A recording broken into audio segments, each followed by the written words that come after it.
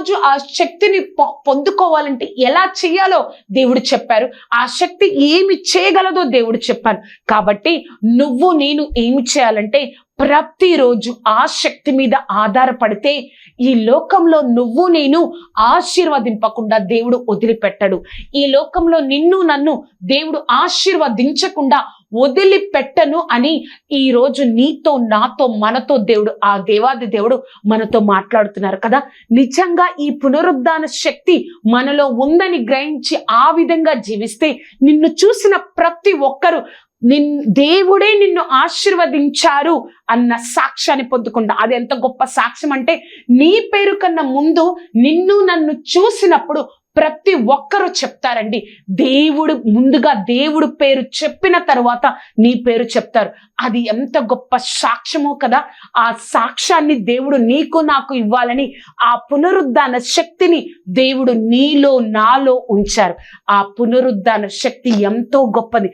ఆ శక్తి మీద దినదినము ఆధారపడి మనం దేవుణ్ణి తెలుసుకోండి అని చెప్పడమే కాకుండా మన జీవితాలు చూసి కూడా అనేక మంది దేవుడి దగ్గరికి రావడానికి ఒక అవకాశం ఉంది. కాబట్టి ఆ శక్తి మీద నువ్వు నేను ఆధారపడదామండి. ఆ శక్తితో మనం నింపబడదాం. ప్రతిరోజు ఏ విధంగా ఉంటే మనం ఆ శక్తిని అనుభవించగలమో కూడా దేవుడు చెప్పాడు.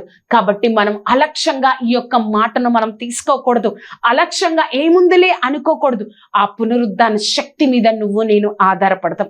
ప్రార్థన చేసుకుందాం. సర్వోన్నతుడా, సర్వాధికారి, సర్వశక్తిమంతుడా, నీ గొప్ప సన్నిధి కాపుదల భద్రత దయచేసి దేవా, నీ కృపతో నింపి దేవా మాతో నాతో మాట్లాడిన విధానాన్ని బట్టి నీకు వందనాలు ప్రభా. ఏ శక్తి అయితే ప్రభా నిన్ను ఆ యొక్క మృతులలో నుండి లేపిందో ఆ యొక్క ఆత్మను మా హృదయాలలో నువ్వు ఉంచావు కదా దేవా.